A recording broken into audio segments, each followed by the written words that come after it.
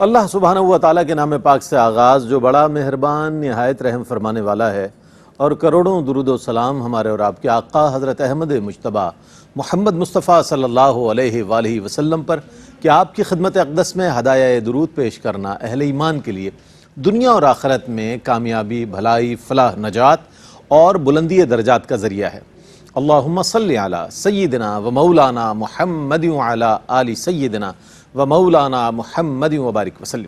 ناظرین محترم، السلام علیکم ورحمۃ اللہ وبرکاتہ۔ میں ہوں آپ کا میزبان محمد رئیس احمد، اور پیش کیا جا رہا ہے پروگرام روشنی سب کے لیے۔ یہ ایک وہ سلسلہ ہے کہ جو واقعی روشن سلسلہ ہے، اور یہ روشنی کا ایک سفر ہے کہ جس میں متنوع موضوعات کے ساتھ ہم آپ کی خدمت میں حاضر ہوتے ہیں، اور اس کی ترتیب بہت اچھی ایک ترتیب ہے کہ ایک موضوع کا انتخاب کیا جاتا ہے، اسی موضوع کو تسلسل میں رکھتے ہوئے اس کو مزید ڈسکرائب کرنے کے لیے، اس کی وضاحت کے لیے مزید دو پروگرام، یعنی کہ پیر، منگل اور بدھ، یہ تینوں دن پروگرامز آپ یہ دیکھتے ہیں، اور اس کے حوالے سے موضوع پر بہت اچھی گفتگو ہو جاتی ہے۔ اب ہوتا یہ ہے کہ جو اسکالرز ہوتے ہیں ماشاءاللہ، وہ اپنے وقی مطالعے کی روشنی میں اس موضوع پر کلام فرماتے ہیں، اور جو ممکنہ طور پر ہمارے ذہنوں پر دستک دینے والے سوالات ہیں، ان کے جوابات الحمدللہ ان تینوں پروگرامز میں آپ دیکھ سکتے ہیں۔ آج جو موضوع ہے وہ ہے شیطان کی حقیقت۔ جب بھی یہ ذکر ہو، شیطان کا ذکر ہو، شیاطین کا ذکر ہو، تو ہم سب سے پہلے پڑھتے ہیں اعوذ باللہ من الشیطان الرجیم، پناہ مانگتا ہوں میں اللہ کی شیطان مردود سے۔ اور یہ پناہ بہت ضروری ہے، چونکہ اس کے پاس اتنا اختیار ہے کہ وہ کسی بھی وقت آپ کو کوئی بھی وسوسہ ڈال سکتا ہے، نیک کام سے دور کر سکتا ہے، برائی کی طرف راغب کر سکتا ہے، آپ سے ظلم کروا سکتا ہے، آپ سے زیادتی کروا سکتا ہے، آپ سے اللہ کی حکم عدولی کرنے کے لیے ہر وقت وہ جو ہے کاربند نظر آ رہا ہے۔ لیکن اللہ کے جو نیک بندے ہیں وہ اس کے شر سے محفوظ رہتے ہیں۔ تو یہ جو شیطان کی حقیقت ہے، پھر اسے راندہ درگاہ کیا گیا، باقاعدہ طور پر مفصل طور پہ اگر آپ قرآن کریم کا مطالعہ کریں تو اس میں یہ ساری چیزیں مل جاتی ہیں کہ کیوں کر اس کو راندہ درگاہ کیا گیا، اور اس کی حقیقت کیا ہے، اور اس کے حوالے سے جتنی معلومات ہمیں قرآن کریم سے ملتی ہیں یا احادیث کریمہ سے ملتی ہیں نبی کریم علیہ السلام کی، تو وہ بہت ایسی ہیں کہ جسے ہمیں پیش نظر رکھنا چاہیے۔ اور اسے تو کہا گیا ہے کہ یہ کھلا دشمن ہے، عدو مبین کہا قرآن نے سے، یعنی کھلا دشمن ہے، صریح دشمن ہے ہمارا۔ تو دشمن سے جب آپ آگاہ ہوتے ہیں تو اپنے آپ کے لیے آپ بہتر راستہ اختیار کرتے ہیں، یہ اصل بنیادی بات ہے، اور اسی سے بچنا ہے، اسی سے بچتے ہوئے اپنی زندگی گزارنی ہے اللہ اور اس کے رسول صلی اللہ علیہ وآلہ وسلم کے احکامات کے مطابق۔ تو آج اس پر کلام کریں گے، بہت اہم موضوع ہے، اس کو ضرور غور سے سنیے گا۔ ہمارے ساتھ موجود ہیں علامہ مفتی احسن نوید نیازی صاحب، ممتاز و معروف عالم دین ہے ماشاءاللہ، اور ہمارے اس پروگرام کا حصہ ہوا کرتے ہیں، دیگر پروگرامز میں بھی آپ تشریف رکھتے ہیں۔ السلام علیکم ورحمۃ اللہ وبرکاتہ۔ وعلیکم السلام ورحمۃ اللہ وبرکاتہ۔ اور ہمارے ساتھ میرے بائیں جانب تشریف فرما ممتاز و معروف ریلیجس اسکالر، ایک ایسی شخصیت کی جو صرف ایک عالم دین ہی نہیں، ایک محقق بھی ہیں، ایک مصنف بھی ہے، مصنف کثیر کتب کے مصنف ہے ماشاءاللہ، اور اس کے ساتھ ساتھ آپ نے تصوف کے موضوعات پر، اہل اللہ کے موضوع پر، اصلاح احوال کے حوالے سے، قرآن و حدیث کے حوالے سے متعدد کتب ماشاءاللہ آپ نے تصنیف فرمائی ہے، اور آپ نور نظر ہیں، لخت جگر ہیں حضرت صوفی احسان الہی صاحب دامت برکاتہم قدسیہ، اور حضرت صوفی اللہ رکھا رحمۃ اللہ تعالی علیہ کے منظور نظر ہیں۔ اسی اعتبار سے ماشاءاللہ ان کے فیض و برکات پوری دنیا میں آپ پھیلا رہے ہیں۔ ARYQ TV سے لاہور سے بھی ماشاءاللہ آپ کئی پروگرامز کرتے ہیں۔ میری مراد حضرت علامہ پیر عرفان شاہ صاحب قادری دامت برکاتہم قدسیہ تشریف فرما ہے۔ السلام علیکم ورحمۃ اللہ۔ وعلیکم السلام ورحمۃ اللہ۔ اچھا، دونوں کی کو خیر مقدم کروں گا آج، چونکہ رمضان کے بعد جو ہے یہ ایک تسلسل ہمارا رمضان میں منقطع ہو جاتا ہے، پھر دوبارہ سے روشنی سے جڑ جاتے ہیں ہم۔ شیطان کی حقیقت کیا ہے، میں چاہتا ہوں اس پر کچھ کلام فرمائیے گا ابتداً، تاکہ ہمیں ایک لائن آف ڈائریکشن مل جائے کہ مزید ہم اس پر کیا کیا سوالات قائم۔ بسم اللہ الرحمن الرحیم، صلی اللہ علی حبیب محمد وعلی آلہ وصحبہ بارک وسلم۔ شیطان کی حقیقت کے بارے میں ویسے تو علماء کرام کے مابین اختلاف ہے، اور طول طویل اختلاف ہے، قدیم اختلاف چلا رہا ہے۔ دو قول ہیں مشہور۔ ایک قول تو یہ ہے کہ شیطان اپنی اصل کے اعتبار سے یعنی حقیقت میں پہلے فرشتہ تھا، بعد میں راندہ درگاہ کر دیا گیا، معزول کر دیا گیا، اور جو اس قول کے قائلین ہیں ان کی بھی ایک بڑی تعداد ہے، وہ بھی حضرات علماء ہیں، ان کے اپنے دلائل ہیں۔ دوسرا قول جو ہے وہ حضرت خواجہ حسن بصری رحمہ اللہ کا، امام قتادہ رحمہ اللہ کا، اور دیگر بعض ائمہ کا ہے۔ وہ یہ فرماتے ہیں کہ شیطان کی اصل یہ ہے، اس کی حقیقت یہ ہے کہ یہ شروع سے ہی جن تھا، یعنی یہ کبھی فرشتہ تھا ہی نہیں، تھا ہی جن، تھا ہی جن، راندہ درگاہ ہونے سے پہلے بھی جن تھا، بعد میں بھی جن ہی لیکن ہے، عبادت گزار تھا۔ اور عبادت گزار تھا۔ اس کی طرف ہم آتے ہیں باری باری ساری باتوں کی طرف۔ تو ہمارے نزدیک جو ہے، ہمارے نزدیک راجح قول یہی دوسرا قول ہے، یعنی امام حسن بصری رحمہ اللہ کا، امام قتادہ رحمہ اللہ کا اور جن ائمہ کا یہ موقف ہے کہ شیطان اپنی اصل کے اعتبار سے جن ہے۔ ہمارے نزدیک راجح قول یہ ہے، اور ان کے دلائل بھی مضبوط ہیں۔ ایک تو دیکھیں قرآن مجید فرقان حمید کی طرف آتے ہیں، دلائل کی جو ترتیب ہے پہلے قرآن پھر حدیث۔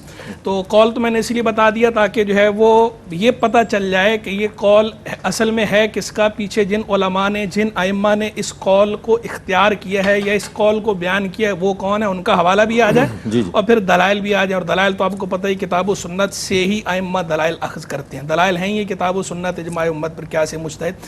تو آئیے جو ہے وہ کتاب اللہ کی طرف ہم آتے ہیں۔ تو سورہ کہف کے اندر جہاں اللہ تبارک و تعالیٰ نے اس بات کا ذکر کیا ہے کہ فرشتوں نے آدم کو سجدہ کیا الا ابلیس، آگے فرمایا کان من الجن ففسق عن امر ربہ، وہ جنوں میں سے تھا تو اپنے رب کے حکم سے باہر نکل گیا، اس نے فسق کیا یعنی خروج کیا رب کی اطاعت سے۔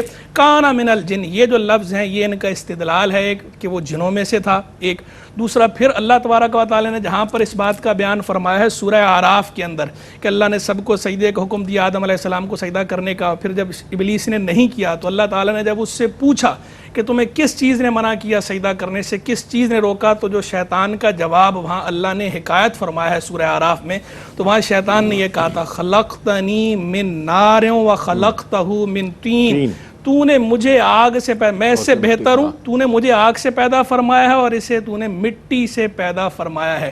یہ جو اس نے خود دعویٰ کیا اور اللہ نے اسے ذکر کیا کہ مجھے آگ سے پیدا کیا ہے، تو خود یہ بات اللہ تبارک و تعالیٰ نے قرآن میں ذکر فرما رکھی ہے کہ جن کس چیز سے پیدا کیے گئے ہیں۔ سورہ رحمان میں کیا فرمایا گیا وَخَلَقَ الْجَانَّ مِن مَارِجٍ مِّن نَار، اللہ نے جنوں کو پیدا فرمایا ہے بغیر دھوئیں کے، آگ کے خالص شعلے سے۔ اور دوسری جگہ بھی اس کا ذکر موجود ہے سورہ حجر کے اندر بھی جہاں نار سموم کے لفظ ہیں کہ بغیر دھوئیں کے خالص آگ سے پیدا فرمایا۔ تو یہ ہے قرآن سے استدلال، اور پھر آگے حدیث بھی ہے، صحیح مسلم کی حدیث ہے، اللہ کے محبوب علیہ السلام نے فرمایا خلقت الملائکۃ من نور وخلق الجان من مارج من نار، فرشتے پیدا کیے گئے ہیں نور سے اور جن پیدا کیے گئے ہیں بغیر دھوئیں کے آگ کے خالص شعلے سے۔ تو اب یہاں خود فرشتوں کا بھی ذکر آ گیا کہ فرشتے نور سے پیدا کیے گئے ہیں، آگے جنوں کا ذکر کر کے نار کا جلو استعمال کیا تو پتہ چل گیا کہ نور اور نار یہاں الگ الگ ہیں۔ بعض لوگ جو کہہ دیتے ہیں نا کہ نور اور نار کی اصل ایک ہے، تو یہاں خود حدیث میں الگ الگ بتا دیا گیا کہ فرشتے نور سے پیدا کیے گئے ہیں، جن جو ہے یہ آگ کے بغیر دھوئیں کے آگ کے خالص شعلے سے پیدا کیے گئے ہیں، اور شیطان نے خود بھی اس کو ذکر کیا، اللہ نے اس بات کو خود قرآن میں ذکر فرمایا اور خود یہ بھی فرما رکھا کان من الجن۔ اچھا اب یہ تو ہوگا کتاب و سنت سے جو ان کا استدلال ہے ائمہ کا کہ دیکھیں جن جو ہے شیطان جو ہے یہ اصل میں ہی جن تھا، اصل میں ہی ناری تھا۔ اب رہ گئے وہ حضرات ائمہ کہ جو یہ کہتے ہیں کہ ابلیس اصل میں فرشتہ تھا، تو ان کا جو بنیادی استدلال ہے وہ استدلال کتاب اللہ کی ان آیات سے ہے جن کے اندر یہ ذکر ہے کہ اللہ نے فرشتوں کو حکم دیا کہ آدم علیہ السلام کو سجدہ کریں تو سب نے سجدہ کیا الا ابلیس، سوا ابلیس۔ تو کہتے ہیں یہاں استثناء ابلیس کا کیا، سجدے کا حکم فرشتوں کو تھا، آگے استثناء ابلیس کا کیا تو پتہ چلا ابلیس بھی فرشتہ ہی تھا۔ اس کا جواب ان ائمہ کی طرف سے اور ہماری طرف سے یہ ہے جو دوسرے قول کو راجح قرار دیتے ہیں کہ ابلیس جن ہے، وہ یہ ہے کہ استثناء دو طرح کا ہوتا ہے، ایک ہوتا ہے استثناء متصل اور ایک ہوتا ہے استثناء منقطع۔ استثناء متصل یہ ہوتا ہے کہ مستثنی منہ کی جنس سے ہو مستثنی، اور منقطع یہ ہے کہ مستثنی منہ کی جنس سے نہ ہو۔ یہ بھی فصحاء وہ لگا کے کلام میں شائع ظاہر ہے۔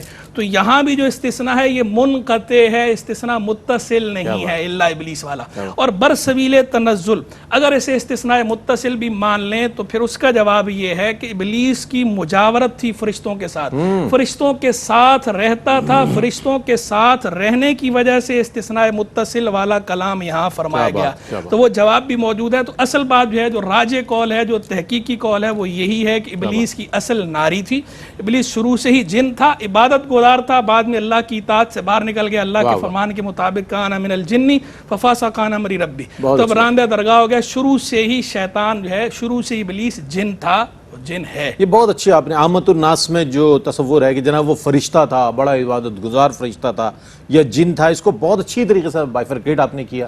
چونکہ ماشاءاللہ استاذ العلماء کے درجے پر فائز ہے. حضرت جب بات کرتے ہیں، گفتگو فرماتے ہیں تو اس کو پوری طور پر وضاحت فرماتے ہیں ماشاءاللہ. بہت اچھا انداز. اچھا ایک چیز اور بھی، وہ یہ کہ جب راندہ درگاہ کیا گیا اس کو، تو راندہ درگاہ سے پہلے اس کا کیا مقام تھا، پھر اس کے نام کیا کیا تھے؟ یہ صوفی عرفان الہی صاحب ہمارے ساتھ قادری صاحب موجود ہیں. ساہو چک شریف کے فیوز و برکات آپ دیکھیں گے، سمیٹیں گے، کیا فرمائیے گا؟ بسم اللہ الرحمن الرحیم. بہت شکریہ رئیس بھائی. شیطان جو ہے راندہ درگاہ ہونے سے قبل چونکہ عبادت گزار تھا، مقربین میں سے تھا، اور اس کو عزازیل کہا جاتا تھا. پہلے آسمان پر اس کا نام عابد تھا، عابد. دوسرے آسمان پر اس کا نام زاہد تھا، تیسرے آسمان پر اس کا نام عارف، چوتھے آسمان پر اس کا نام ولی، پانچویں آسمان پر اس کا نام تقی، چھٹے آسمان پر اس کا نام خازن، اور ساتویں آسمان پر اس کا نام عزازیل. اتنا عبادت گزار آدمی اور یہ ہے، جن ہے، اور فرشتوں میں رہنے کی وجہ سے اور اس کی عبادت اطاعت گزاری، اللہ کے حضور سجدہ ریزی. حضرت کعب اخبار رضی اللہ تعالیٰ عنہ کا بیان ہے تفسیر ساوی کے اندر جلد اول میں. آپ فرماتے ہیں کہ یہ اتنا عبادت گزار سا، ابلیس، چونکہ ابلیس کا مطلب ہے مایوس ہوا، ابلیس مایوس کو کہتے ہیں. ابلیس تو یہ اس وقت کہا گیا جب یہ مایوس ہو گیا اللہ کی رحمت سے. تب ابلیس. اس سے قبل تو یہ عارف ہے، زاہد ہے، عابد ہے، سجدہ ریزی کرنے والا ہے، یہ خازن ہے، یہ عزازیل ہے، اس کے جو ہے بڑا مقام ہے، مرتبہ ہے. فرماتے ہیں کہ اس کی کیفیت عبادت کی یہ تھی کہ 40,000 سال تک یہ جنت کا خزانچی رہا، اور 80,000 سال تک ملائکہ کا ساتھی رہا، 20,000 برس تک ملائکہ کو واز سناتا رہا، 30,000 برس تک مقربین کا سردار رہا، 1,000 برس تک روحانیین کی سرداری پہ کے منصب پر فائز رہا. یعنی اتنی عبادت، اتنی اس کی بندگی، اتنی عبادت کہ یہ فرشتوں کو پڑھانے والا ہے. ذرا توجہ طلب بات یہ ہے کہ ہم 2، 4، 5، 10 دن عبادت گزاری میں گزاریں، قرآن مجید کی تلاوت میں گزاریں، رمضان المبارک ہم نے گزارا ہے، تو ہمارے اندر یہ کیفیات بعض لوگوں میں بڑھنی شروع ہو جاتی ہیں کہ میں نے اتنی عبادت کر لی، میں نے اتنی ریاضت کر لی، میں نے روزے رکھ لیے، ہم تو مقرب ہو گئے، میں نے حسنات میں مشغول رہا، صدقات و خیرات کیا. اب دیکھیے کہ اتنا بڑا عبادت گزار اور ملائکہ کو پڑھانے والا اور جنت میں رہنے والا، مقربین کی قربت میں رہنے والا، اور جس کو عابد، زاہد، عارف، تقی، ولی کہا جائے، اور جو عزازیل کہلائے اور جو خازن کہلائے، اس کے باوجود اس کی مقام اور حقیقت کیا ہے کہ ایک لمحے بر نے اس کو کہاں سے کہاں لا پھینکا. یعنی اس میں ہمارے لیے بھی یہ ہم ضرور شیطان کی حقیقت کو سمجھیں، لیکن اس کے ساتھ ساتھ ہمارے عمل پیرا رہنے کے لیے ایک بات بڑی توجہ طلب ہے کہ ہم عبادت، ریاضت، اس نے کیوں اتنی عبادت کرنے کے بعد شیطان بنا کیوں؟ عزازیل تھا، ابلیس ہوا کیوں؟ تو اتنی عبادت، ریاضت کرنے کے بعد وہ مایوس کن مرحلے میں تب آیا جب اس نے اپنے آپ پر ناز کیا، جب رونت میں آیا، جب تکبر میں آیا. تو اس پر کیا ہوا کہ اس کے اتنے بلند و بالا نام جو ہیں ان سب کو مٹا دیا گیا اور اسے ابلیس کہہ دیا گیا. اچھا پیر صاحب اگر آپ اجازت دیں تو ایک وقفہ لے لیتے ہیں، وقفے کے بعد جب لوٹیں گے انشاءاللہ آپ کے جواب کو کنٹینیو کریں گے. آپ ہمارے ساتھ رہیے گا، بہت عمدہ موضوع ہے، اس پر انشاءاللہ مزید سوالات کو شامل کریں گے. صوفی صاحب انشاءاللہ اپنا جواب مکمل فرمائیں گے، اگلے سوال کی جانب بھی بڑھیں گے. وقفہ ہے، وقفے کے بعد لوٹتے ہیں، ہمارے ساتھ رہیے گا. ناظرین آپ کا خیر مقدم ہے شیطان کی حقیقت. اس پر ابتداً علامہ مفتی احسن نوید نیازی صاحب نے کلام فرمایا، اور اس کے بعد ہمارے ساتھ موجود ہیں علامہ پیر عرفان الہی قادری صاحب. اپنے جواب کو مکمل فرما دیں گے تو اگلے سوال کی جانب بڑھیں گے. کیا فرماتے ہیں؟ جی تو ہم یہ عرض کر رہے تھے کہ ہم جب کہتے ہیں اعوذ باللہ من الشیطان الرجیم تو شیطان مردود سے پناہ مانگتے ہیں. تو میں یہ بات اس کے ساتھ جوڑ رہا تھا کہ اتنا بڑا عابد، زاہد جو ہے ملائکہ کو پڑھانے والا ہے، ان کو واعظ و نصیحت کرتا ہے اور مقربین کے ساتھ رہتا ہے، جنت کا خازن ہے، سردار ہے، لیکن اس کے باوجود جب اس کے اندر جو ہے اپنی عبادت کا گھمنڈ آتا ہے تو اس کو راندہ درگاہ کر دیا جاتا ہے، اس کو ابلیس بنا دیا جاتا ہے، اور ابلیس اسے کہا جاتا ہے جو مایوس کن ہو، جو اللہ کی رحمت سے مایوس ہو چکا۔ تو ہم اسی لیے پناہ مانگتے ہیں کہ ہم اس کی جو ہے اس سے دور رہنا چاہتے ہیں، اس کے شر سے دور رہنا چاہتے ہیں، ہم اس کے وساوس سے دور رہنا چاہتے ہیں جو ابلیس بن چکا ہے، اور ہم اس لیے یہ دعا پڑھتے ہیں کہ اللہ رب العزت نے اس کو عبادت گزار ہونے کے باوجود، پروفیسر ہونے کے باوجود جو ہے راندہ درگاہ کر دیا، اور اس کا نام ابلیس ہو گیا۔ ابلیس ہو گیا، ٹھیک ہے۔ صوفی صاحب نے اپنا جواب مکمل فرمایا۔ اب ایک سوال اور بھی ہے، وہ یہ کہ اسی تناظر میں کہ آیا کیا شیطان کی ذریت بھی ہے؟ یہ بھی ایک بہت اہم سوال ہے۔ آج جو مختلف چیزیں ہمیں نظر آ رہی ہیں تو کیا اس کی ذریت کام کر رہی ہے اس وقت؟ کیا فرماتے ہیں؟ جی بالکل رئیس بھائی، شیطان کی ذریت بھی ہے، اور شیطان کی ذریت کا ثبوت بھی خود قرآن مجید فرقان حمید سے ہوتا ہے۔ قرآن مجید فرقان حمید کی جس آیت کی میں نے پہلے تلاوت کی تھی سورہ کہف کی، اسی آیت میں آگے یہ الفاظ موجود ہیں نظم قرآنی میں، اَفَتَتَّخِذُونَهُ وَذُرِّيَّتَهُ أَوْلِيَاءَ مِن دُونِي وَهُمْ لَكُمْ عَدُوٌّ، کہ تو کیا تم اسے اور اس کی اولاد کو، اس کی ذریت کو دوست بناتے ہو مجھے چھوڑ کر، حالانکہ وہ تمہارے دشمن ہیں۔ اب دیکھیں خود اللہ تبارک و تعالیٰ قرآن مجید فرقان حمید برہان رشید میں ارشاد فرما رہا ہے، ذریت کے لفظ استعمال ہوئے تو پتہ چلا کہ شیطان کی ذریت ہے۔ ٹھیک ہے، بعض حضرات کا یہ موقف ہے، وہ کہتے ہیں کہ یہاں ذریت سے مراد جو ہے وہ آوان ہیں، یعنی مددگار، انصار مراد ہیں، مددگار مراد ہیں، لیکن ائمہ بالخصوص حسن ابن اندلسی رحمہ اللہ اور دیگر بڑے ائمہ نے یہ فرمایا کہ جب قرآن کے لفظ کے اندر حقیقی معنی پر محمول کرنا ممکن ہو تو اسے چھوڑ کر مجاز کی طرف نہیں جائیں گے۔ جب حقیقی معنی پر محمول کرنا ممکن ہے، دیگر احادیث سے بھی اس کی تائید ہوتی ہے، لہذا اسے حقیقت پر ہی محمول کریں گے کہ شیطان کی ذریت ہے، شیطان کی اولاد ہے۔ کیونکہ دیکھیں معنی کیا چیز ہو سکتی ہے اولاد ہونے سے؟ جب فرشتہ نہیں ہے، یہ تسلیم کر لیا کہ شیطان جو ہے وہ جن ہے، تو جنوں کے بارے میں تو یہ نظریہ جو ہے وہ مسلم ہے کہ جن بھی اسی طرح ان کے اندر بھی توالد اور تناسل کا سلسلہ ہے جیسے انسانوں کے اندر ہے۔ صحیح۔ تو ذریت جنوں کی بھی ہوتی ہے، جنوں کی بھی اولاد ہوتی ہے، تو شیطان بھی جب جن ہے تو شیطان کی بھی اولاد ہے، شیطان کی ذریت بھی ہے، اور ذریت اس کی دو طرح کی ہے۔ ایک ذریت جو ہے وہ حقیقی ذریت اور ایک مانوی ذریت ہے۔ وہ جو حقیقی ذریت ہے وہ ہو گئے شیاطین الجن، اور جو مانوی ذریت ہے وہ ہو گئے شیاطین الانس۔ انسانوں کے اندر جو شیطان ہیں، جو شیطان کے ایجنڈے کو پایہ تکمیل تک پہنچانے کے لیے کوششیں کر رہے ہیں، وہ شیاطین الانس ہیں، وہ اس کی ذریت مانویہ ہیں، مانوی ذریت ہیں، اور جو حقیقی ذریت ہے وہ شیاطین الجن ہیں۔ اور خود جینڈر ہوتے ہیں، بالکل ان میں بھی جینڈر ہیں، اور جو ہے وہ حدیث سے بھی ثابت ہے۔ بالکل حضور جان عالم صلی اللہ علیہ وسلم نے جہاں بازار کے بارے میں یہ فرمایا تو وہاں فرمایا نا، بازار کو جب بری جگہ قرار دیا تو وہاں یہ فرمایا کہ شیطان وہاں انڈے بچے دیتا ہے، تو وہاں آگے جو یہ لفظ استعمال فرمایا شیطان انڈے بچے دیتا ہے، تو ائمہ نے استدلال کیا کہ ذریت ہے، اولاد ہے، شیطان کی اولاد ہے۔ حضور نے فرمایا، پھر جو حدیث سے مبارک حضور جان عالم علیہ السلام نے فرمایا، ما منکم احد الا وکل بہ قرینہ من الجن وقرینہ من الملائکہ، تم میں سے کوئی بھی ایسا نہیں ہے مگر اس کے ساتھ اس کا ایک ساتھی فرشتوں میں سے ہوتا ہے، ایک ساتھی جنوں میں سے ہوتا ہے، یعنی ایک ساتھی شیطان ہے۔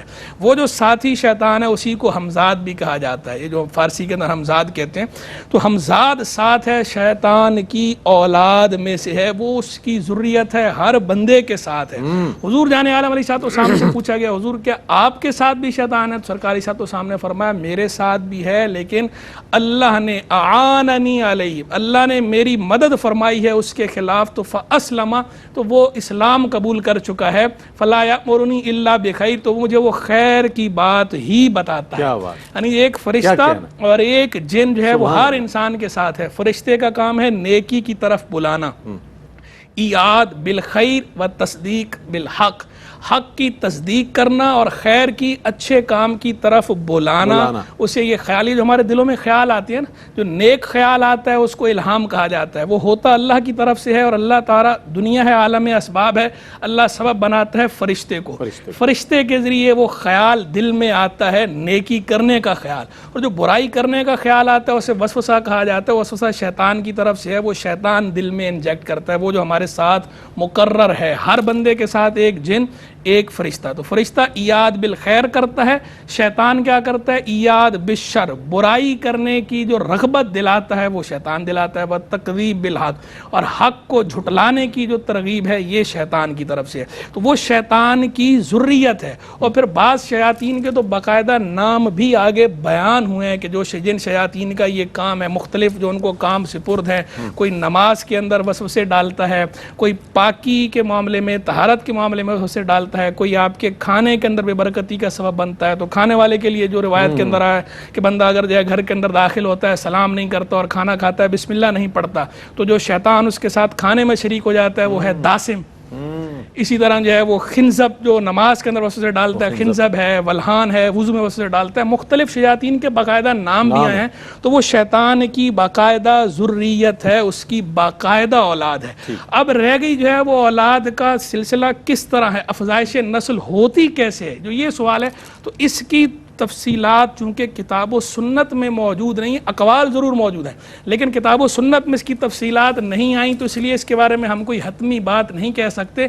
ہاں اعلیٰ سبیل ظن اقوال بیان کیے جا سکتے ہیں, جیسا کہ وہ شیطان کی بیوی کے بارے میں امام شابی سے کسی نے پوچھا کہ شیطان کی بیوی ہے, تو انہوں نے فرمایا کہ ذاک عرس ما سمیت بہ, کہ اس شادی کے بارے میں میرے پاس کوئی روایت موجود نہیں, میں نے سنا نہیں ہے اس شادی کے بارے میں. یعنی وہ حدیث بیان کرتے تھے نا, تو کسی نے پوچھ لیا تو آپ نے کہا یہ اس شادی کے بارے میں کوئی حدیث میں نے نہیں سنی, تو مجھے معلوم نہیں ہے کہ اس کی جو ہے وہ شادی یہ اس طرح ہوئی ہے کہ نہیں ہوئی. تو لیکن بہرحال یہ بات تو طے ہے کہ اس کی ذریت ہے, اس کی اولاد ہے, یہ تو کتاب و سنت سے ثابت ہے. ٹھیک ہے.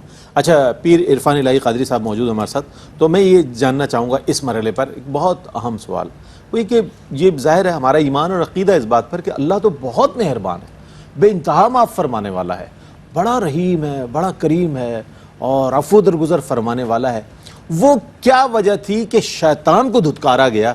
اس پر میں جیسا کہ آپ نے ابتدائی جواب میں ارشاد فرمایا, زاہد بھی تھا, عابد بھی تھا, اور جتنے بھی اس کے نام تھے ساتوں آسمانوں پر, لیکن اس کے باوجود جو دھتکارے جانے کی وجہ ہے, میں چاہتا ہوں اس پر کچھ کلام فرمائیں. بہت خوبصورت سوال ہے. دیکھیں, 4 چیزیں ایسی ہیں کہ جو آج بھی ہمارے ساتھ ساتھ ہیں, اور شیطان کی دھتکار بھی انہی کی وجہ سے ہے. انا, میں ہوں, نحنو, ہم ہیں, لی, میرا حق ہے, اندی, میرے پاس ہے, میرے پاس. ہائے ہائے ہائے. اب اس نے بھی یہی کہا ہے کہ یہ جو آدم ہے یہ مٹی سے بنایا گیا, میں اس سے بہتر ہوں, میں آگ سے بنایا گیا, میں آگ سے بنایا گیا. اس پر دیکھنے والی بات ہے, اس نے یہ نہیں دیکھا کہ حکم دینے والا کون ہے, اس نے یہ دیکھا کہ میں اس سے افضل ہوں, میں اس سے افضل ہوں. میں فرشتوں کو بھی پڑھاتا رہا ہوں, میں نے جو ہے عبادت اتنے 1000 سال کی ہے, میں اتنا فقیہ بھی ہوں, سردار بھی ہوں, میں جنت کا خازن بھی ہوں, میں اس سے بہتر ہوں. میں اس سے بہتر ہوں. اور دوسرا کیا تھا کہ لی, یعنی میرا حق اس سے افضل ہے, اس سے افضل. اندی, میرے پاس طاقت زیادہ ہے. طاقت زیادہ. اب اس چیز نے اس کو دھتکار دیا, اور قرآن نے کہا کہ اس نے آدم کو سجدہ نہیں کیا, بالکل, الا ابلیس, وہ ابلیس ہوا. حالانکہ وہ سجدہ آدم کو نہیں, وہ تو اللہ رب العزت کا حکم تھا, حکم کی تعمیل تھی. صحیح بات. اور ابلیس نے جب اللہ رب العزت سے پوچھا, اور فرمایا گیا تھا کہ لعنت کا مستحق کوئی ٹھہرے گا, تو اس نے روایات میں آتا ہے کہ شیطان اس وقت بھی لرزا, اس کے اندر کب کبھی طاری ہوئی اچھا اچھا کہ یہ کسی کو شیطان بنایا جائے گا, کسی کو ابلیس بنایا جائے گا, لیکن یہ اپنے انجام سے ناواقف تھا, اس کو انجام کی خبر نہیں. اور جب آدم علیہ السلام کا مجسمہ تیار کیا گیا اور اس نے سب کو بتایا کہ بھئی دیکھو یہ اللہ نے بنایا ہے, اور پھر یہ بعض عبارات میں یہ بھی بات ملتی ہے کہ یہ آدم علیہ السلام کے منہ کی طرف سے داخل ہوا اور پھر نکل گیا, اور اس نے پھر سب کو بتایا کہ بھئی یہ بنایا تو ہے لیکن یہ پتلا ہے, یہ اندر سے خالی ہے, اندر سے خالی ہے. اور پھر یہ کہا گیا کہ یہ جس کو اے اللہ تو تخلیق فرما رہا ہے آدم کو, یہ خون ریزی کرے گا, فساد پھیلائے گا, لڑائی جھگڑے ہوں گے. اور اس پر کیا تھا کہ اس وجہ سے اس نے کہا کہ میں اس سے افضل ہوں, میں اس سے اعلیٰ ہوں, اور اللہ رب العزت نے دھتکار دیا, راندہ درگاہ ہوا. اور ایسا راندہ درگاہ ہوا کہ اس نے پھر مہلت بھی مانگ لی کہ مجھے مہلت بھی ملے, مہلت بھی چاہیے, مہلت بھی دے دی گئی. اور اس نے پھر یہ کہا کہ تمہارے اللہ جو مخلصین لوگ ہیں, جو عبادت گزار ہیں, میں ان کو اپنے شر سے جو ہے تیرے راستے سے ہٹا دوں گا، وہ نقصان پہنچاؤں گا، تو اللہ رب العزت نے فرمایا جو میرے بندے ہوں گے وہ تیرے شر سے نہیں پھنسیں گے، ان پہ تیرا شر جو ہے نا کام نہیں کرے گا۔ نہیں کرے گا۔ تو پھر اس کو ددکار دیا گیا، راندہ درگاہ کر دیا گیا، اتنا افضل و اعلیٰ ہونے کے باوجود، لیکن کس وجہ سے گیا شیطان راندہ ایک ہی سجدہ نہ کرنے سے، ہزاروں سال سجدے میں جو سر مارا تو کیا مارا، یعنی اللہ رب العزت کی عبادت کی، اطاعت کی، اللہ کی بندگی کی، اور اتنی زیادہ بندگی کی کہ جس کا شمار ہی نہیں ہے، لیکن ایک عمل، ایک لمحے نے، یہ رئیس بھائی بڑی توجہ طلب بات ہے کہ ہم کئی سال عبادت کرتے رہیں، بندگی کرتے رہیں، اپنا روزے رکھتے رہیں، قرآن مجید کی تلاوت کرتے رہیں، صدقات و خیرات کرتے رہیں، حسنات میں زندگی گزارتے رہیں، سیئات سے بچتے رہیں، لیکن ایک لمحے کی جو غفلت ہے، فَوَيْلٌ لِّلْمُصَلِّينَ الَّذِينَ هُمْ عَنْ صَلَاتِهِمْ سَاهُونَ الَّذِينَ هُمْ يَرَاءُونَ وَيَمْنَعُونَ الْمَاعُونَ، یعنی اس کا وہ تکبر تھا کہ جس کی وجہ سے یہ راندہ درگاہ ہوا، ددکار دیا گیا، اور خالق لم یزل سورہ نساء میں فرماتا ہے ان اللہ لا یحب من کان مختالا فخورا، بے شک اللہ پسند نہیں فرماتا کس کو؟ تکبر کرنے والے کو، ریا کرنے والے کو، رعونت والے کو، تصنع والے کو، بناوٹ والے کو۔ اب شیطان کی جو حقیقت ہے راندہ درگاہ ہونے کی اور بارگاہ خداوندی سے ددکارے جانے کی، وہ یہ ہے، ایک تو پہلا تکبر ہے، دوسرا اس نے کہا میں افضل ہوں۔ ہمارے بزرگان دین تصوف کے اندر ایک بات پہ بڑا زور دیتے ہیں، وہ کیا ہے کہ بھئی خود کو ادنا دوسرے کو اعلیٰ سمجھو۔ ہمارے شجرہ طیبہ میں بھی یہ لکھا، خود کو ادنا دوسرے کو اعلیٰ، ہماری جو تعلیمات ہیں ان میں بھی یہ ہے۔ بلکہ ہوتا کیا ہے کہ کئی سال ہمارے بزرگان دین، ہمارے مشائخ جو صوفیاء ہیں، جو خلفاء ہیں، جو بلند مرتبے کے لوگ ہیں، ان کی ڈیوٹی لگا دیتے ہیں کہ مسجد سے جب لوگ نکلیں تو ان کے جوتے سیدھے کرنے، جب مجلس ذکر سے لوگ نکلیں تو جوتے سیدھے کرنے ہیں۔ حالانکہ وہ بندہ جو ہے بڑا صوفی بھی ہے، عبادت گزار بھی ہے، تہجد گزار بھی ہے، متقی ہے، پرہیزگار ہے، اس کو مقام دیا گیا ہے، لیکن اس کے باوجود یہ ڈیوٹی کیوں لگائی جاتی ہے؟ تو ہمارے بزرگان دین فرماتے ہیں اس لیے کہ اس کے اندر کہیں رعونت نہ آ جائے، کیونکہ شیطان اگر مارا گیا ہے تو رعونت کی وجہ سے مارا گیا ہے، تکبر کی وجہ سے مارا گیا ہے۔ اس لیے ہم اس کو عجز کا، انکسار کا یہ درس دیتے ہیں، محبت کا درس دیتے ہیں کہ تمہارے اندر کبھی بھی یہ نہ ہو کہ میں بڑا افضل ہوں، میں بڑا اعلیٰ ہوں۔ تو شیطان اس وجہ سے دتکارا گیا کہ اس میں تکبر آیا، اس میں ریا آئی، اس میں جو ہے میں اپنے ہونے کا احساس اس نے دکھایا، اللہ کے حکم کی نافرمانی کی۔ حالانکہ وہ تو ایک بہانہ تھا نا کہ آدم کو سجدہ کرو، حکم تو خداوند قدوس کا تھا۔ بے شک بے شک بھئی اللہ رب العزت کے احکامات کو اگر ہم 1000 حکم کو مانتے ہیں اور 2 کو چھوڑ دیتے ہیں تو وہ 2 حکم بھی تو اللہ کے ہیں، وہ بھی تو اللہ کے۔ اس لیے ہمیں ان باتوں پہ توجہ ضرور کرنی چاہیے۔ وقفے کی جانب بڑھ رہے ہیں اور صوفی صاحب نے ماشاءاللہ ہمارے بہت ہی خوبصورت انداز میں دونوں ہی حضرات اب اس موضوع پر بہت خوبصورت کلام فرما رہے ہیں۔ میں قبلہ مفتی صاحب کی جانب بڑھوں گا، ایک وقفہ لیتے ہیں، وقفے کے بعد جب لوٹیں گے انشاءاللہ تو اسی موضوع کو کنٹینیو کریں گے، پیغامات بھی لینے ہیں مجھے اور آج کے اس اہم موضوع کو کنکلوڈ بھی کرنا ہے، ہمارے ساتھ رہیے گا۔ ناظرین آپ کا خیر مقدم ہے، شیطان کی حقیقت پر آج بات ہو رہی ہے۔ علامہ مفتی احسن نوید نیازی صاحب تشریف فرما ہیں اور ہمارے ساتھ موجود ہیں علامہ پیر عرفان الہی قادری صاحب تشریف رکھتے ہیں۔ دونوں حضرات ہمارے سوالات کے جوابات عنایت فرما رہے ہیں۔ ایک جو سوال بہت اہم ہے وہ آپ کے بھی ذہن میں دستک دیتا ہوگا اور ہر شخص کے ذہن پر یہ دستک ہوتی ہوگی کہ آیا شیطان کو اولاد آدم سے دشمنی کیا ہے؟ اس پر کچھ میں چاہتا ہوں آپ ارشاد فرمائیے۔ دیکھیں اس بھی کافی تفصیل سے گفتگو اس پر ہو گئی کہ جب حضرت آدم علیہ نبینا علیہ السلام کو اللہ تبارک و تعالی نے تخلیق فرمایا اور سجدہ کرنے کا حکم دیا فرشتوں کو بھی اور ابلیس کو بھی کہ سجدہ کرنا ہے، فرشتوں نے کر لیا، سعادت مند تھے، انہوں نے اللہ کے حکم پر لبیک کہا، سجدہ کر لیا۔ شیطان جو ہے، ابلیس جو ہے، یہ ابلیس تھا، کہاں من الجن ففاسق عن امر ربی، تو اپنے رب کے حکم سے باہر نکل گیا، اس نے سجدہ نہیں کیا اپنے تکبر کی وجہ سے، اپنے حسد کی وجہ سے۔ تو اللہ تبارک و تعالیٰ نے اس کو راندہ درگاہ کر دیا، اس کو نکال دیا، فرمایا فإنک رجیم، تو مردود ہے۔ تو اب یہ حضرت آدم علیہ نبینا علیہ السلام کی وجہ سے راندہ درگاہ قرار دیا گیا ہے۔ حضرت آدم علیہ نبینا علیہ السلام کی وجہ سے یہ ملعون ہوا، اس پر لعنت کا توق جو ڈالا گیا گلے میں وہ حضرت آدم علیہ نبینا علیہ السلام اس کا سبب بنے عالم اسباب کے اندر، کہ اس نے سجدہ نہیں کیا. سبب ظاہری طور پر کیا بنا تھا؟ حضرت آدم علیہ السلام کے مقابلے میں اس نے تکبر کیا، حسد کیا.